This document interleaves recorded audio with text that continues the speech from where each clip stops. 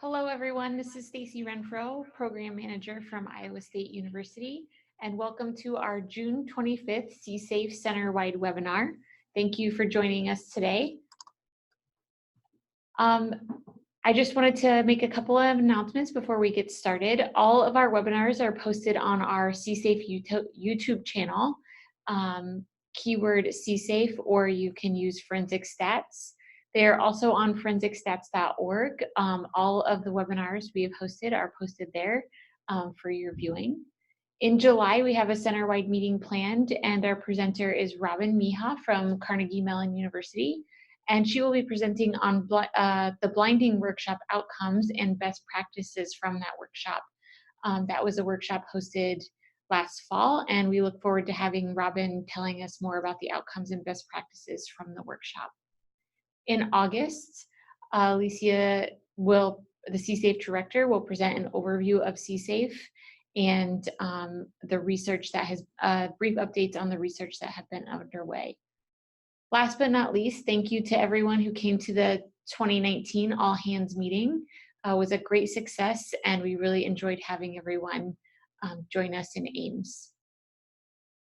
And without further ado, we'll get started with Dr. Yong Guan from Iowa State University presenting today for our June CSAFE Center-wide webinar.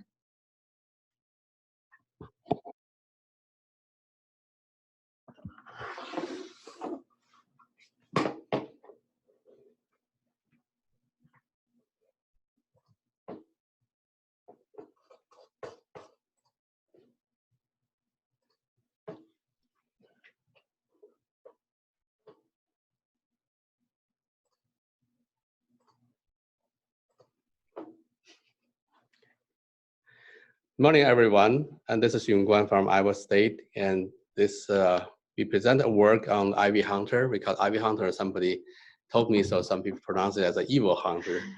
The idea for this EviHunter project is trying to discover and find a way to automatically analyze the app and analyze the type of evidence can be generated from the app itself. And then so we are building with that technology, EviHunter, we are trying to build a database we call Android App Forensic Evidence Database. And as I said earlier, so this project being funded by NIST, the CSAFE. CSAFE is the Center of Excellence in Forensic Sciences supported by NIST. And then so I'm a professor in the Department of Electrical and Computer Engineering at Iowa State, and also working for CSAFE as a cyber forensic coordinator for the effort and the digital evidence side of the work. So before we go into the details, the technical details about the project, and so I'd like to give you a little bit ideas what we do in the past on digital forensics. So I've been working on digital forensics and cybercrime investigation since 2002, and so almost 70 years on this, a variety of different problems. And for example, accountability and investigative techniques, and also security monitoring and impact analysis, if there's an incident, how can we understand the scope of the problems and threat or failures.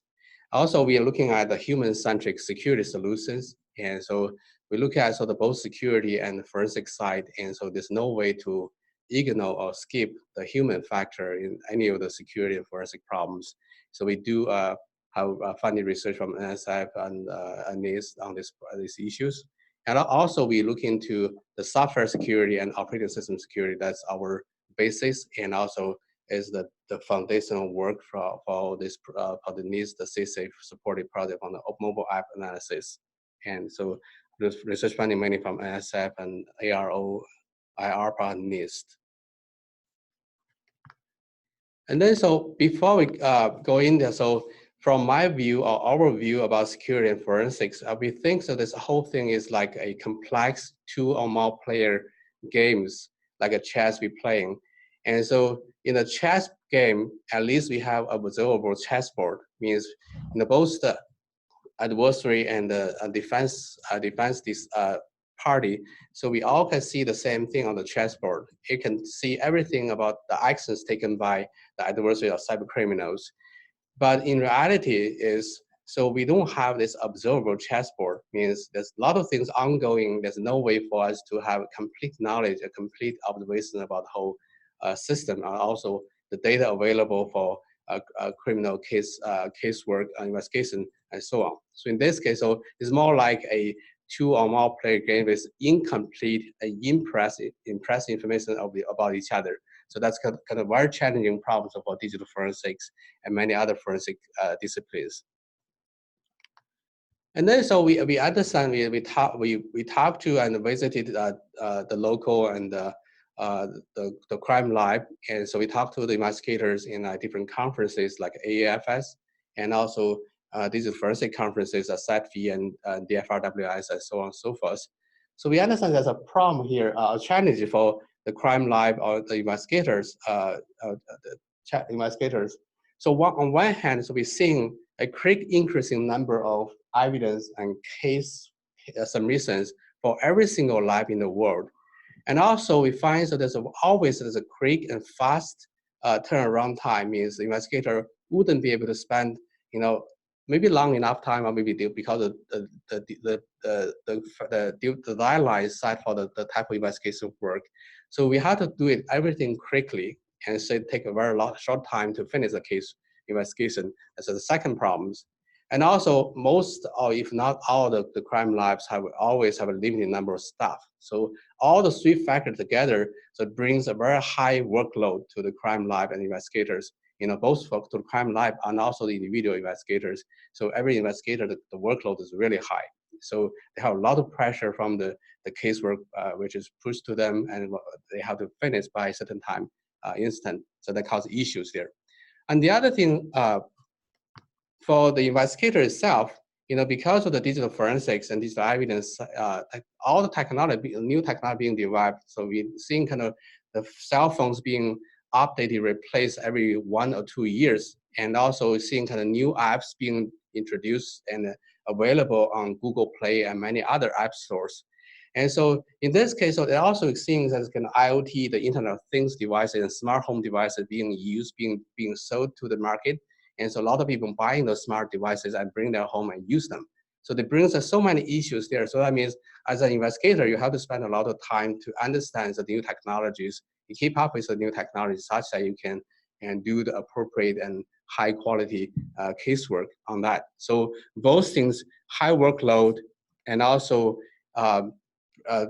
that brings a kind of challenges to the investigators and to the crime lab overall. So in this case, just saying, so nobody has enough time to to do a lot of work, quality work. So they cause a lot of problems there. And also the investigators themselves become very kind of a lot of pressures, both emotionally and work related, and also from the whole society because of the accuracy requirement and the error guarantee type of requirements. So brings so much pressure to the investigators. So that means the investigator can easily make a mistake too under that kind of high pressure working environment. And what we do in this project, so we're trying to do something that can help the investigator and the crime lab into either automate or maybe reduce time for the casework. And so we're going to show you a few things we did in this project, so such that we can reduce maybe a few days work into a few minutes kind of investigation work. And so I'm going to show you how that can be helpful to the investigators. And so we have a team. So this is probably the end of the third year of the project. So we have students coming in and graduating. So this picture shows a subset of the students. On the left-hand side, we have a graduate student team on the project. So consists of PhD students and master students. On the right-hand side, we have a senior design project team. So they have done really excellent work for our project and develop app crawlers and collecting apps, and then building the DIMO database such we can show you the DIMO today is how the investigator can use the data, Android forensic evidence database. And this project, so we have two PS, me and myself, and also Professor Neil Gong from the same department as I am. And also we have PhD and graduate student team, and we have the list of names of senior design project teams. And then so we before we move on to show the data, the evidence database, and also the tool, the EviHunter tool, we'd like to show you a few casework, a few exemplar cases. And so one of them is happened a few years ago. So there's two at the time of suspect, but it's criminal, and so they actually assault a intoxicated 16 years old girl but it was at the time it was very difficult to find evidence to prove. So these two persons were guilty at the time, and so so at the time, so there was evidence available, but it's very difficult to discover. It's evidence generated from the Snapchat, and so one of these two people's friend and using Snapchat videotape and the activities these two person did for to that 16-year-old girl. And so at the time, so Snapchat still claimed, and so they encrypt everything, and also they remove or did not keep any meaningful evidence on the local phone devices. And so in this case, so that's kind of one case indicates, and so some of the forensic investigators work did really excellent job to recover evidence from Snapchat. So that video clips proved so these two persons were guilty at the time. So we saw Snapchat is one of the popular apps being used by a lot of people in the world. And then so the second case happened 2 years ago in May 2017. And this girl is a Chinese scholar at UIUC, and so her name is Ying Zhang, and she was reported missing. And since then, and there was evidence and with this video captured by the surveillance camera near a bus stop in Urbana-Champaign, one of the bus stop near the campus, UIUC campus. And this girl was disappeared, and then so this still missing until now. And then Monday this week, just yesterday, there was a trial, and so this case was closed because so the person, the criminal, the name is the Brandon Christensen, a PhD student in physics department at UIUC, and he conducted the kidnapping and also killed the girl, raped and killed the girl. And then so the jury finds this person, Brandon Christensen, guilty, and for all the counts in death of Ying Zhang. And then so the person convicted, and so there was a case, and so this boss still trying to figure out a way to discover where the body of this girl is. So still unfound. And so that's kind of problem there. And the prosecution painted this person, as a cold, calculating killers. And so the problem here, so we've been kind of keep eye on this case in the last 2 years, and seeing so what happened and what FBI and local police departments, so they actually did work and try to find available evidence to prove so the person was really the person who did that kind of the criminal case. And then so it's pretty common procedures, and so police officers and FBI special agent obtain the suspect mobile phones because they find so the person drove the car which is similar to the car captured by the video the surveillance camera, but it's very difficult to recognize the car plate numbers. It's not visible at all. So in this case, so they investigate and find so that about 15 some people in that area and driving that kind of car and beside color. And then so they obtain the suspect mobile phone and extract the files, the file system image, and then identify the evidence in the image. And then so they find there's a browsing history left there because a lot of people like us be using some type of browser, Firefox and Internet Explorer and others. And so from the broader web browsing history, and so if people find so this person was visiting a website to teach people how to do abduct, and also perfect abduction fantasy kind of website. It indicates so there's some materials that before the incident happened, this person actually visited those websites and tried to learn something and how to do the kidnapping and then rape the girl and dispose the body of the girl and so on. So that was one thing. And the other case is about animal killing. And also in Africa, there's a very serious crime in Africa, people killing elephants, killing kind of very special animals just for their teeth and so on. So there's a similar case happening in Washington State in 2017.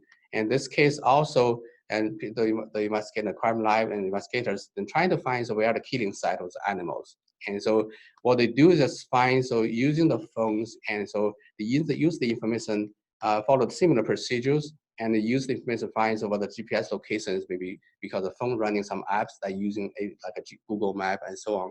So they extract GPS or coordinates from the photos, the pictures. If you use the camera app to take a pictures, some of those apps not only recording the pictures you've taken, but also the locations and time, like the GPS locations from those, and also the text message. They're combining those information together. They find a series of locations that possible the killing sites of those animals, and they actually shoot. And then they find a few other evidence from like a slug from a shotgun. And so they use the information to match one of the suspect guns. That means so this group of people involved in the animal killing. So in this case of socio, the information like text message also provide evidence to prove. So that was this person or this group of people together, and so involved in illegal animal killing in a site. So that kind of just the three cases I'm showing today is just socio, how useful the evidence you can collect, you can generate from the apps on the phone device or smartphone device we are using, or any other kind of mobile devices. But the problem for the kind of challenge to the investigator, the crime lab people here is, so there's a huge number of apps available. We look at the Google Play App Store. Google Play is the well-known app store for Android apps. So there are more than 1.8 million apps available. And also, we have done some preliminary study and to see, so in this world, how many other app stores are available. So you find, so there's over 50 other app stores across the world. Some of them may be in China, in Korea, in Japan, and some of them in Europe, and some of them in Russia. And also, the interface of those apps are written and using the language like Russian and Japanese and Korean and Chinese. So maybe it's not all the investigators have the language experts, understand what the app is about. So there's no way to understand it. And also from those 50 some app stores, we find there's over 8 million apps available for users in the world to download and use them. So that's kind of issues. So that brings the issues here. It's just simply impossible at all to have any investigator to have the expert knowledge about every single app, like those 8 million apps. There's nobody in this world is able to understand it deeply and have an expert knowledge about those apps, means in terms of what type of evidence those apps are generate. If you come to the crime scene and find the suspect using a cell phone, and they look at the cell phone, have 35, 100 apps, and this for investigation, nobody is able to understand each of the single, because not all the apps are popular. Some of them are not be downloaded from a web app store, maybe in Europe or in Asian countries. So it brings issues there. So all these kind of problems brings a challenge to the practitioner or investigators. So this slide shows you the current practice of mobile device forensics. And yours are from the phone, which is seized or obtained by the investigator or the responder. And so we first do the physical acquisition. We use Celebrite or Encase to duplicate evidence out of the physical device, the mobile phones and so on. And then so once we get the obtained and duplicated image evidence from that device, then we just simply run Celebrite or Encase, that kind of licensed forensic toolkits, to do a keyword searching. And then so based on the keyword searching results, they can generate evidence discovery, for example, location. You can prove so that person was in this conference room or in a certain location during a certain time period. And so then you can prove whether this person was possible at the crime scene or maybe innocent. It is not possible. So the person was not in that crime scene at all, because there's a weakness and they can prove each other. They had a meeting together in CSAFE meeting room right now, and so on. So you see here, the whole practice here is the key question, or the very critical decision is how can generate a set of keywords. The keywords may be related to location, related to time, related to user input, or text input, and so on and so forth. Maybe other type of sensors. So they all cause a problem there. So, it's highly based on, it depends on the experience and knowledge and skill to generate a set of appropriate keyword. And then you can do search. If you're missing something using a wrong keywords, there's no way to, and you have no way to find or discover the evidence from the device. So in this case, the whole procedure here is very time consuming, because you need to formulate a set of keywords to be searched, and now you do this actual searching. It takes days to finish the searching, depending on the size of the keyword site, and so on, and also the type of image evidence. So in this case, it's very time consuming. And so when we sold the technical the demo to the Houston Forensic Science Center investigators, they told me, so usually they spend about 2 days at least on every single phone.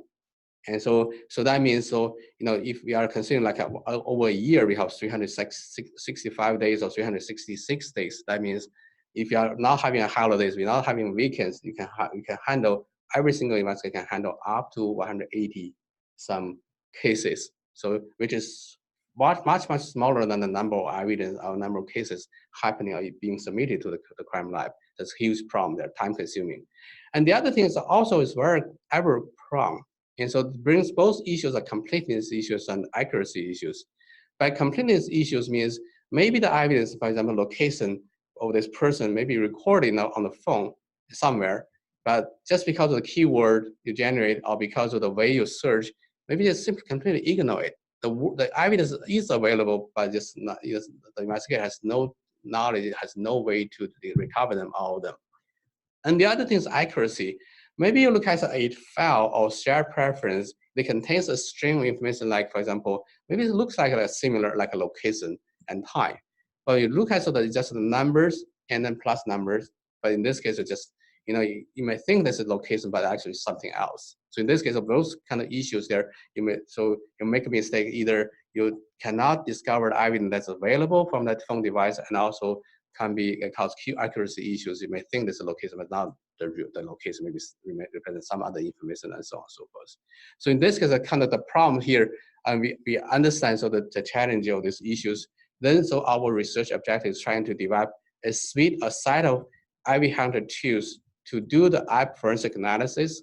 And so this set of tools using both static and dynamic approaches to analyze the apps, and then so to discover what are the possible evidence the app can generate and where they are, what format the evidence are in the local storage or SQLite database or shared preference or maybe remotely on the cloud server. Because right now, if you look at many of the smart home apps and smart home device like smart plug and smart bulb and those kind of devices, many of them using a cloud as a support. And so in this case, so some of the evidence may be discovered from the cloud server side and so on. So in this case, so EviHunter will generate a report to tell us for a given app, what are the possible evidence we can generate from that app and where they are. And then so we can help the investigator just go ahead and look at the phone and go to those folders of using the path name, using the SQLite table, the SQLite database table, using a URL, maybe other information to discover and find where those evidence are. And then you can do the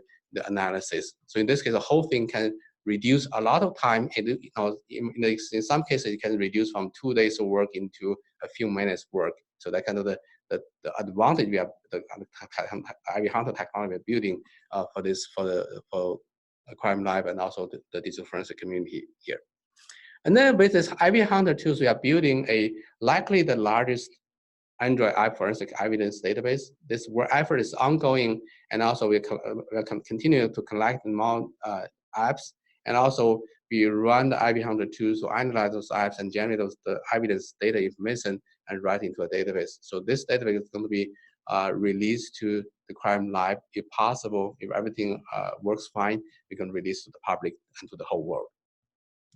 And also we saw a technical demo at the Houston Forensic Science Center, and also we saw a full poster at the IEEE Symposium on Security and Privacy, and also a few other places on these issues.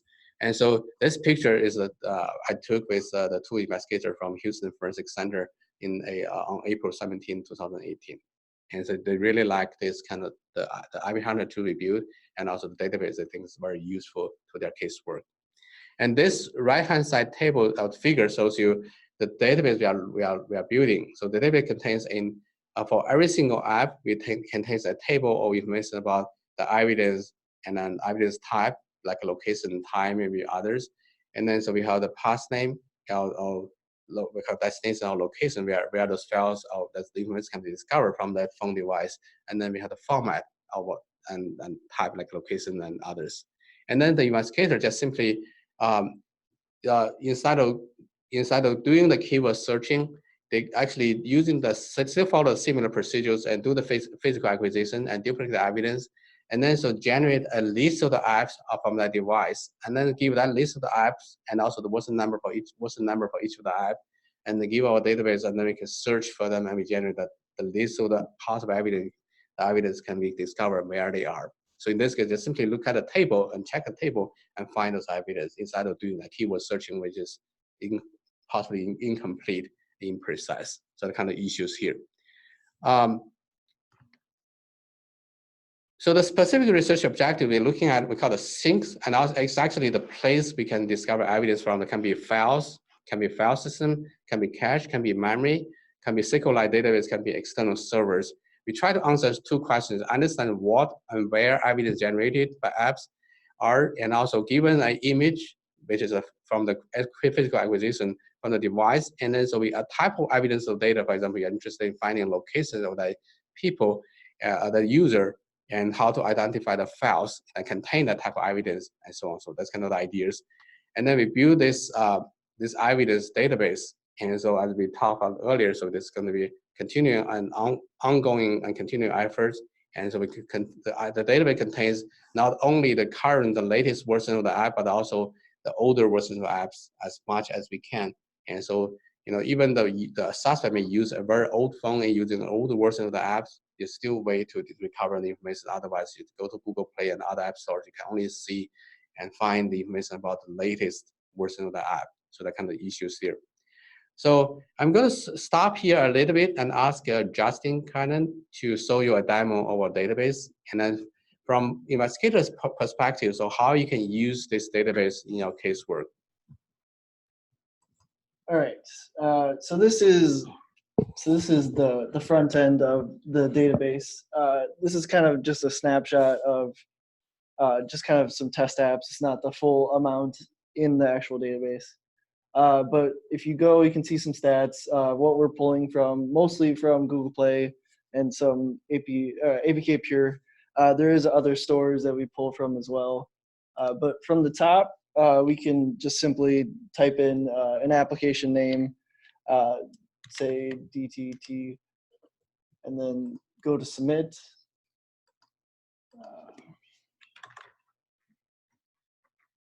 Say Chrome or something like that, and you find some useful information that we pulled from the web, what the application name is, what store it comes from, the categories, as well as a URL to actually go to the store and check that information yourself. On some of these, we have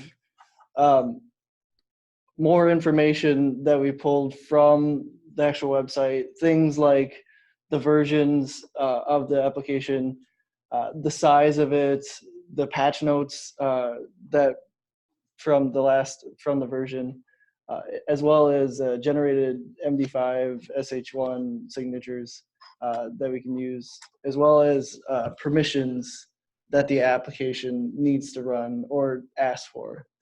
So I'll stop here a little bit. So right now, you can look at the MD5 and SHA-256. And so we're showing 3 hash values that can be used to check the version of the app being used, whether this claimed version is the right version or not.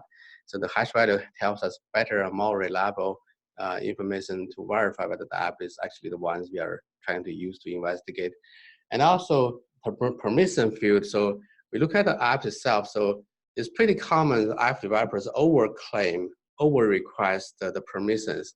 They are requesting to use a contact list, camera, and GPS location, GPS sensors, and so on and so forth. Not all the apps actually need them, but they actually request them to use. And so they cause a lot of problem in the past. So for example, they get you to the contact list, they get access to the phone record history. Many of them may be related to kind of security and also the privacy issues and so on. So this information is also being used for checking so whether this list of permissions actually appropriate. And so comparing the things we analyze from the app, so we can also answer that kind of questions. So pulling up another app, we can go into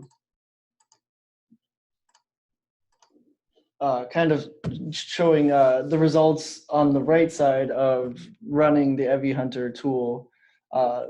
this will also show kind of what the package or where the package came from, showing, what package it's from, and showing the file path of the actual evidence, as well as the type of evidence that you can find in this application. As well as you can select the version. There's only one version here right now, but yeah. So this app is a public safety app, right? Yes. Yeah. Maybe we can talk a little bit about what the functionality of this app is. It's kind of an app where user can kind of search the nearby hospital, and if they kind of collect the hospital they select, they can see what kind of operation the hospital can perform, and to see what actually it can do. See the action, how the user can get to the hospital.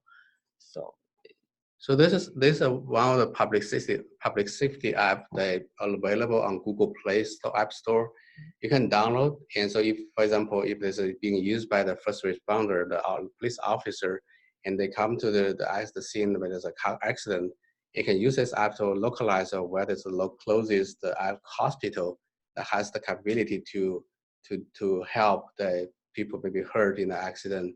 And so whether you need to move to send the person maybe to a hospital that has a capability maybe a little bit further away from the scene, the location of the accident, and so on. And also there are many other, like, for example, if there's flooding and any other kind of natural disasters, and this app help us to make kind of a lot of information about kind of how you respond to the disasters, the emergency management kind of issues.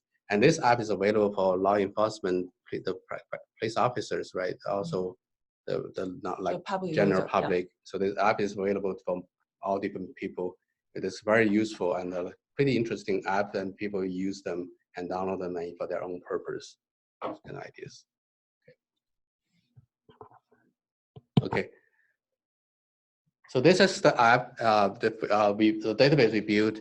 So I've stopped here a little bit. So do you have any questions so far about this database? Again, so this is a demo version of the database. So before we release the official operational database, and so Iowa State University, the legal counsel, we still need to go through the procedures and get everything approved, and then we can make it publicly available. So right now, the effort, we had a meeting with NIST and also Iowa State legal counsel and the VPR office together. So we still are going through the process. And so once it's ready and approved, then we can move on to the next stage.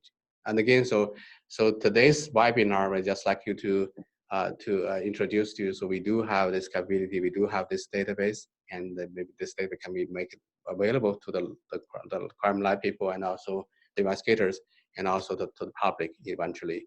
And so they can, hopefully, so they can be useful to help you to speed up your casework and reduce the time you spend on every single case related to digital evidence, like from a phone and other mobile devices.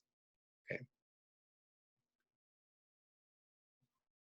Okay, if there's no other question, we can continue. I'm going to show you, so the actual purchase we built about the EviHunter tools, and also for both static and dynamic EviHunters. So as we defined at the beginning of the project, so we so at the first phase of the project, we focus on Android apps first, and then we do have plan to continue to work on the iOS, the Apple apps. So right now the center is being renewed for another 5 years. If everything works well, then we can continue the efforts, not only showing the challenges and problems they're having with the Android app analysis, but also we are start to look into the iOS and the iPhone app analysis. For Android apps, our approach is kind of hybrid of taint-based dynamic analysis and static analysis at the different levels. So one thing is we keep track of the information about the variable levels, and also we use taint to represent as a flag for the certain type of evidence that generated by the app, and also the internal processing of the data, same data, and then eventually write into a sink. As we said earlier, sink is either file, SQLite database, memory, cache. It can be a remote site on the cloud server. And also, we look into the message level because of the IPC schemes being very commonly used between apps. And so message level tracking, and also, for example, one app generate a location data in a variable, and that variable being the information being sent to a different app. For example, your email reader app, you receive an attachment as a PDF, a paper. You click that PDF file, then you trigger to run a Acrobat Reader app to actually read the paper. So in this case, so there's a kind of data being transferred between apps and among apps. And also, we keep track of the method level and also the file level. You know, some apps maybe instead of using IPC scheme, they actually write that evidence into a file, and then that same file will be read by another different app. So kind of issues there. The social, we are doing all of them, some variable level, message level, method level, and file level. And then so we, the first two I'd like to introduce to you a little bit about the static version of the EviHunter tool. So what we do here is we obtain a Android package file in Android app. You know, we call the package file name, or package name is the app name. So we download the Android app file, means it's APK file. We download the APK file, and then we extract the app code, and then we perform we call a forward analysis and apply a propagation rules. It's still content-based analysis. And so we look for those source methods in a function called by the app, and then to read data, for example, GPS location and others. And then so we propagate the taint from across, go through the sequence of program statement in the app, and eventually we go to the point that the app call a sync method, write that data, that location data, into a file or SQLite database table, and so on.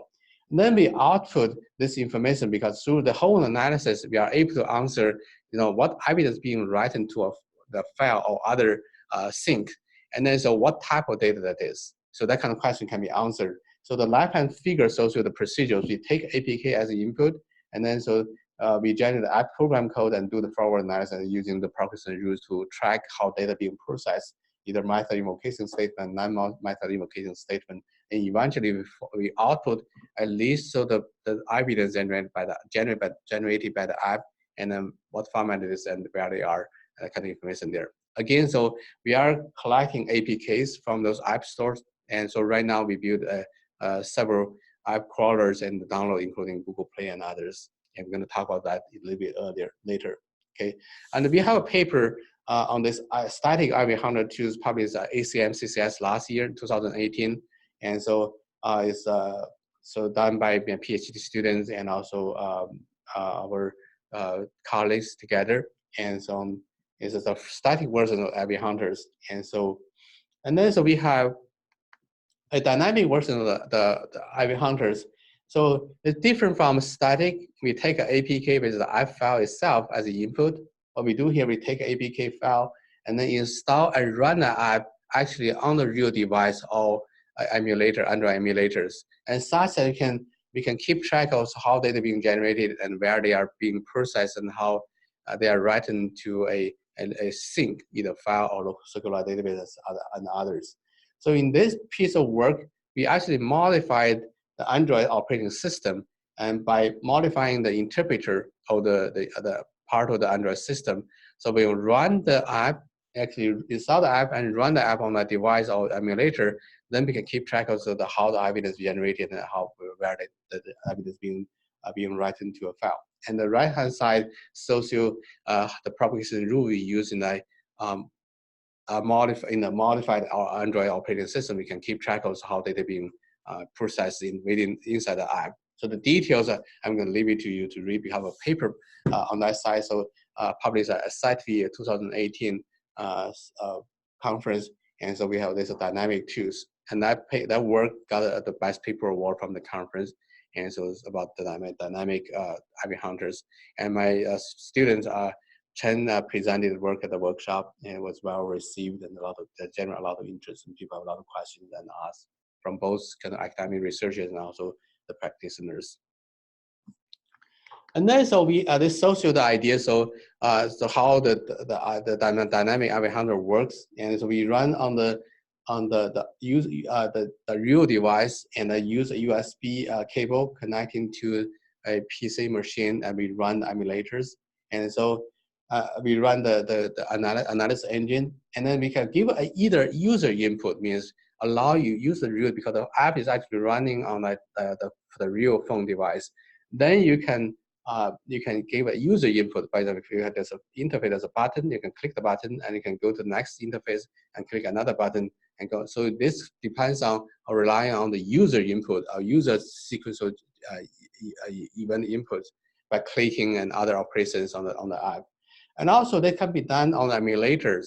And so in this case, we can not only use kind of human user input, but also we're using a script called a modified monkey runner script that actually emulating the user's touchscreen operations and generates a certain type of event sequence, such that can generate and trigger a sequence of events that generate certain evidence that we can as an output we can put into the evidence database. That kind of ideas there. So in this case, what we want to say here, so our dynamic EviHunter tool can be both run on the real Android device and also the emulators.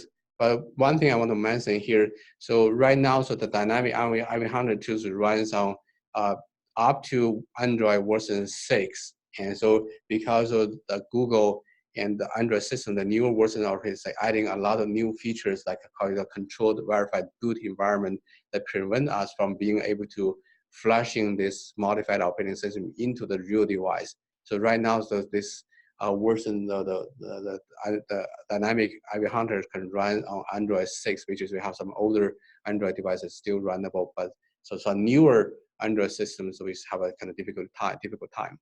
And I had a meeting with a Google researcher last week at Google New York office, and so right now so I'm trying to connect to the Google Android system or Android security system team and trying to see so whether we can get some help, but make it possible to run the dynamic EviHunter on a newer version of the Android systems. But this effort is still ongoing.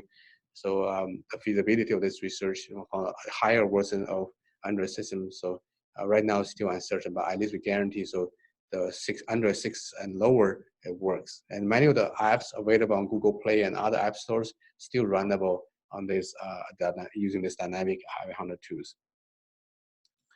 And then so we show you a few, I'm not sure we have time or not. We're going to show you kind of the demo, a quick demo about how EviHunter tool works. So this is the actual implementation of the static EviHunter. Remember we take an APK as the input, and this EviHunter tools and analyze and using the taint-based approaches and using forward analysis approach to find so where evidence is generated. If you find there's a method being called by the app, and the method is special and it can be considered as a source, means they call like a get GPS location, that type of method, you generate a location information that's got a source. And then we go through it, and then so we go track them and then go into the end, which is a sink that can be maybe a variable name, a variable data in a variable in our object right into a file. So in this case, the sink. So in this case, static hunter generates those information and then we process them either using manual or automatic approaches to generate a table information of the evidence. So this shows you the kind of example in the Excel file format. This is for one single app. And then so on the left-hand side, we have a file path, means if the evidence being written into those files, where those location you can recover evidence from. And then the right-hand side just shows some information about the data types and others. And so data type means either string, maybe where integer variables and double and float, so they mean so it's a meaning and a type associated to those values and so on. So the details of this EviHunter, how it works, we have a paper on ACM CCS, one of the top security conference, and so that paper has a lot of details. So you certainly can go through those papers, and also if you have any questions, feel free to talk to us. We certainly we'll be happy to talk to you about the internal details about this EviHunter, static EviHunters. And then we can move on to the dynamic.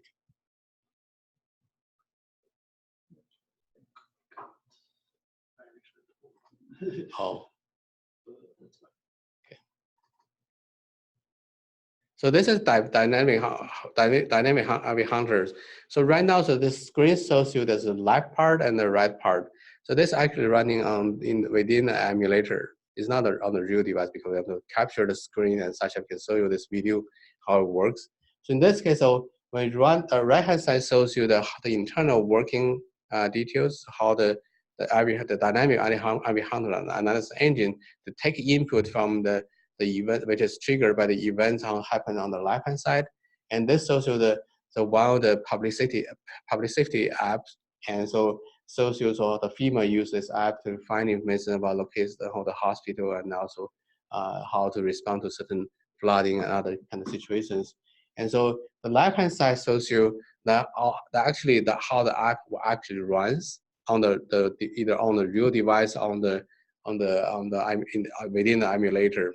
And the right-hand side shows you the internal working of the EviHunter to extract those evidence and then eventually generate the table of evidence information and so on and so forth. So we can move on to the end of the video. We can save some time. Yeah, so this shows you we can stop here. So you can pause there. Going to the table JSON file. Yep. Yeah. So in this case, that shows you the table. We mentioned several times. So we generated the evidence table for every single app. So the table itself is not a text format. It's actually used a JSON as a format. And then so this JSON file will be part of the database for that particular app. And this shows you the information, for example, where the path name shows you where the evidence is in a local file. So there's a file, a path name, where there's the XML file that contains evidence. Usually, on Android system, every single file there's a sequence of bytes. There's no structure. But in this case, so with the information that I go into, if I were the investigator, I check the app in this database and get this information. What we do is just simply go through every single path and then try to find out, because the first path contains the evidence that may be device ID, and the other path contains the location information and time. So in this case, those information can be used directly for a casework instead of doing a keyword searching, which is the current practice of the mobile device forensics. Okay.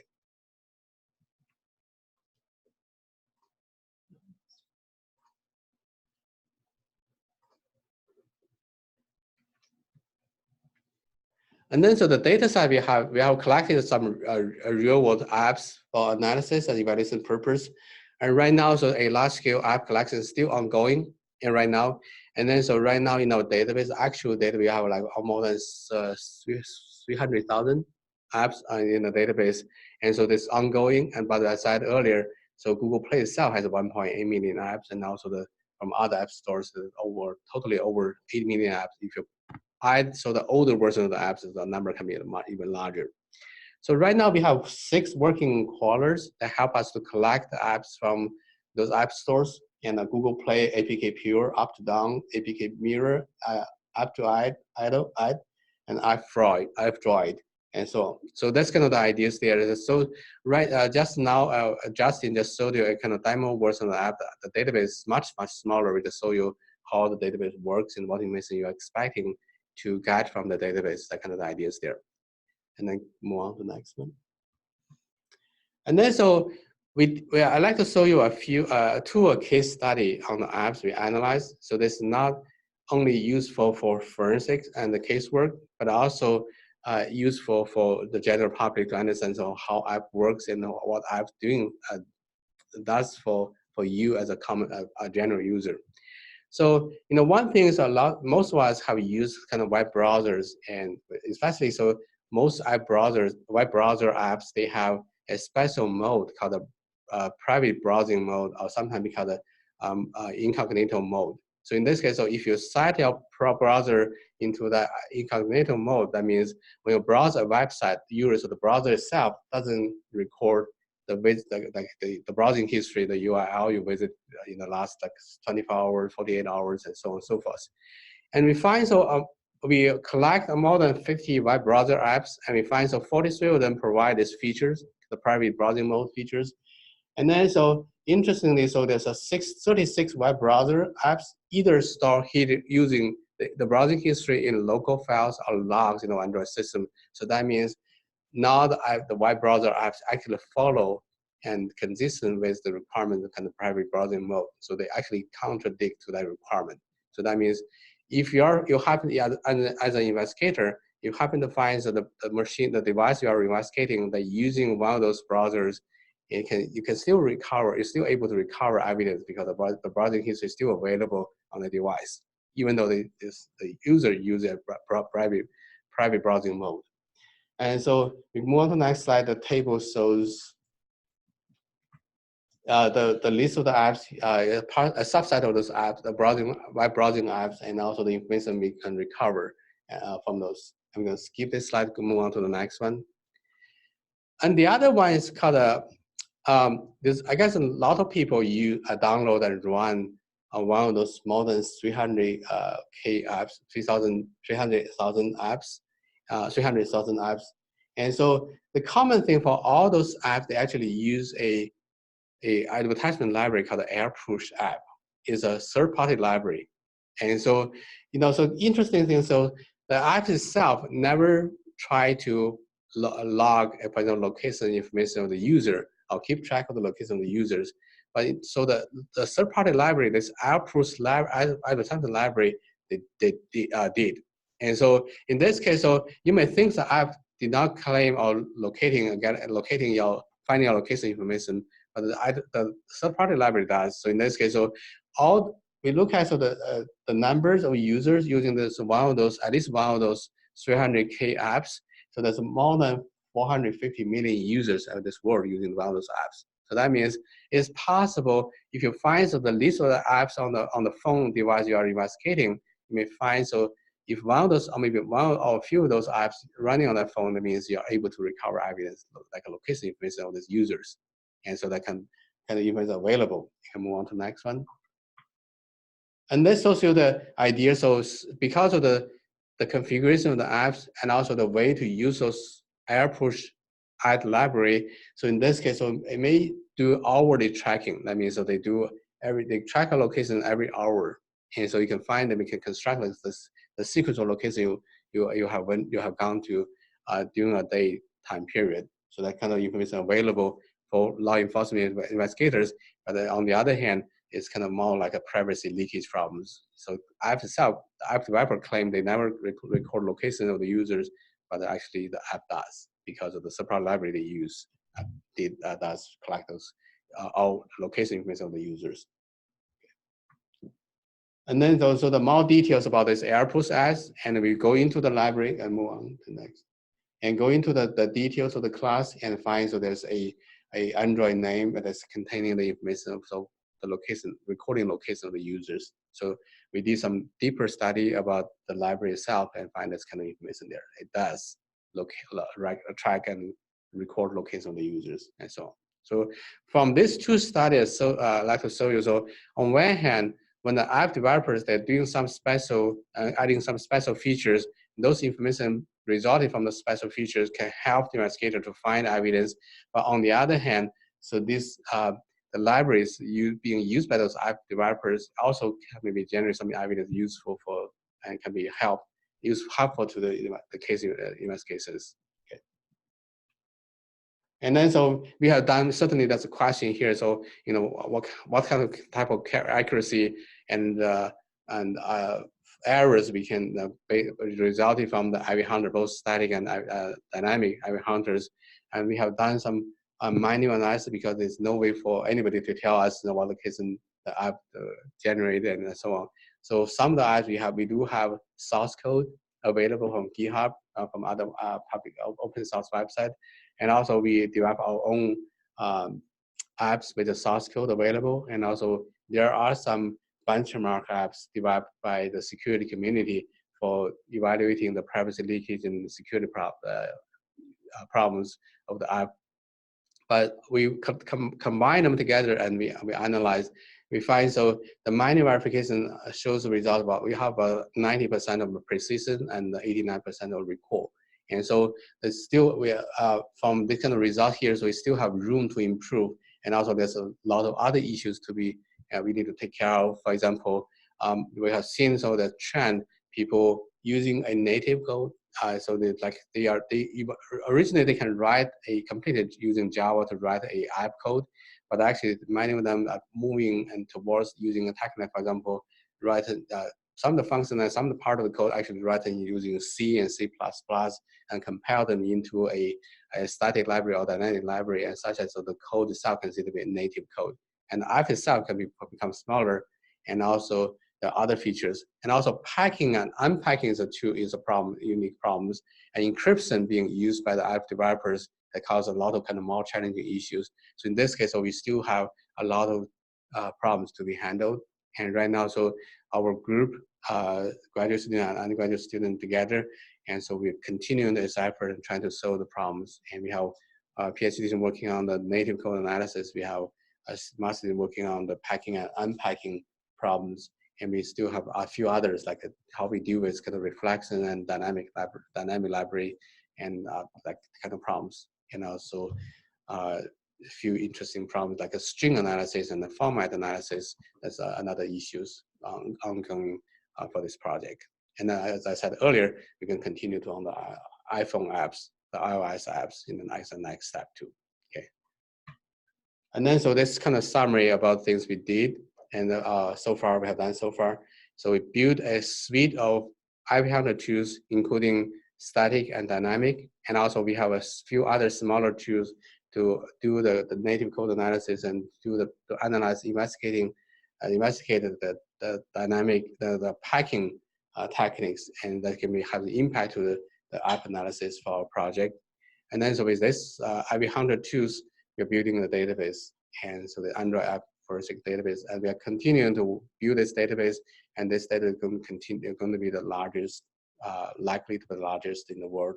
And so after we make it public, so all both crime lab people, so in US and also other countries, if they can use this, take advantage of this database, and hopefully they can speed up their casework.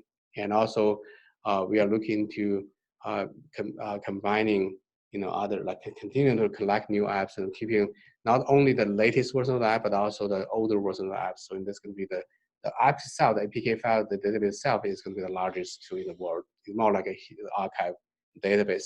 But again, so because of the copyright and legal requirement, so we cannot share the APK file database. And so we're going to have two databases, and the older version, the newer version of the app, the APK file database will be mainly used by us and for analysis. As an investigator or crime lab people, if you do have a request, you need help to analyze either the older or newer version of the app, and so which is you find information may not be not complete, not enough from the evidence database, you can send a request to CSAFE, Stacy or Hardy or Sarah. So we can go from there. We can do the analysis and send you the evidence table of the results back to you, and so that we can do a case by case service for that. And then so we show you a technical demo at Houston Forensic Science Center in April 2019, and right now I'm in the process of talking to the DC Forensic Science Center. I just met Mrs. Jennifer Smith, the director of DC Forensic Science Center. So we're going to work together and see if we can show a demo in her lab and on the technical the EviHunter lab. And also we have a meeting with NIJ and DOJ and folks in the upcoming months in July, and so we'll try to see what can we do better and to help the crime lab and also maybe other agency work, the criminal work. But again, so this is funded by NIST, and so NIST, our sponsor, highly encourage us to keep everything public. We're not keeping anything as a secret, so everything public. So the database itself and also the EviHunter tools. So we're going to do the same and follow that suggestions. Okay.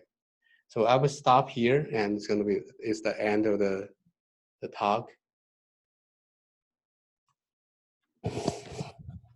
Are there any questions today for Dr. Yong Guan and his team?